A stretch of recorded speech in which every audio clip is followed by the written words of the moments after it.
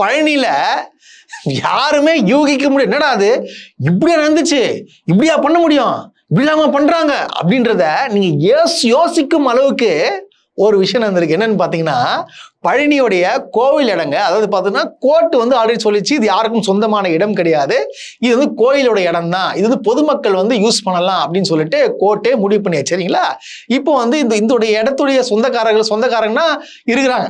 அந்த இடத்த வந்து ஒரு இடம் இருந்துச்சுன்னா அதுக்கு பார்த்தா இருப்பாங்களே, அதெல்லாம் அவங்க எல்லாம் கிடையாதுன்னு சொல்லிட்டு கோர்ட் முடிவு பண்ணுச்சு. ஆனா இந்த இடத்தை என்ன பண்றாங்கன்னு பார்த்தீங்கன்னா 100 கோடி ரூபாய், அது பார்த்தீங்கன்னா கவர்மெண்டோட ரேட் பார்த்தீங்கன்னா 100 கோடி ரூபாய் வர இடத்த 2 கோடி ரூபாய்க்கு விற்கப்பட்டிருக்கிறது. கோயில் இடத்தை 2 கோடிக்கு வித்திருக்காங்க. இதை போயிட்டு விசாரிச்சா அங்க உள்ள ஆபீஸ்ல ரிஜிஸ்டர் ஆபீஸ்ல சொல்றப்ப இது எங்களுக்கு தெரியவே தெரியாது, எப்படி இருந்துச்சு தெரியாது சொல்றாங்க. ஆனா கரெக்டா எப்ப நடந்திருக்கு, ஜூலை 6ஆம் தேதி வந்து நடந்திருக்கு.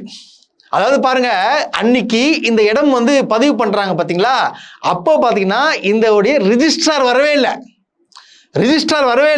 ஆனா சப் ரிஜிஸ்ட்ரார் பார்த்தீங்களா, துணை ரெஜிஸ்ட்ரார், இணை ரெஜிஸ்ட்ரார், அவர் வந்து என்ன பண்ணிருக்காரு, அவசரமா வந்து பதிவு பண்ணி கொடுத்திருக்காரு. இது எப்படி பண்ணிருக்க முடியும்? இது கோயில் இடத்தை கோர்ட் வந்து உத்தரவு போட்டிருக்கு, அந்த இடத்தை எப்படி விற்க முடியும்? யார் இவ்வளவு அதிகாரத்தை கொடுத்தது? இல்ல எனக்கு தெரியலங்க. இது திமுக ஆட்சி கிடையாது, திமுக ஆட்சி நடக்கல.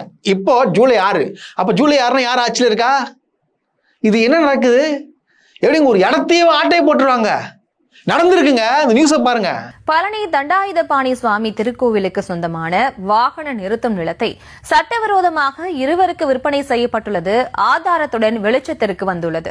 100 கோடி ரூபாய் மதிப்புள்ள நிலம் வெறும் 2 கோடி ரூபாய்க்கு விற்பனை செய்யப்பட்டுள்ள அதிர்ச்சி ஒரு புறம் இருக்கும் நிலையில் கோவில் நிர்வாகத்திற்கு தெரியாமல் இது எப்படி நடந்திருக்கும்?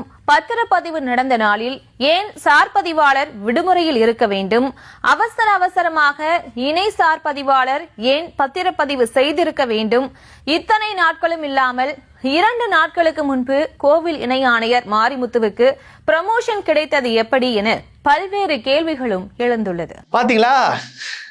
இதுதான், அதாவது சொன்னாப்புல ஊழல் லஞ்சம் எதுவுமே இருக்க, நில அபகரிப்பு எதுவுமே இருக்காது. கோயில் இடத்தையே அபகரிச்சிட்டாங்க. இப்ப என்ன சொல்ல போறீங்க? என்ன சார் சொல்ல போறீங்க? சொல்லுங்க. எதுவுமே நடக்கலையா? இதுக்கு பேர்லாம் என்ன? இதெல்லாம் எங்க போய் சொல்றது? பொதுமக்களாக நீ பாருங்க.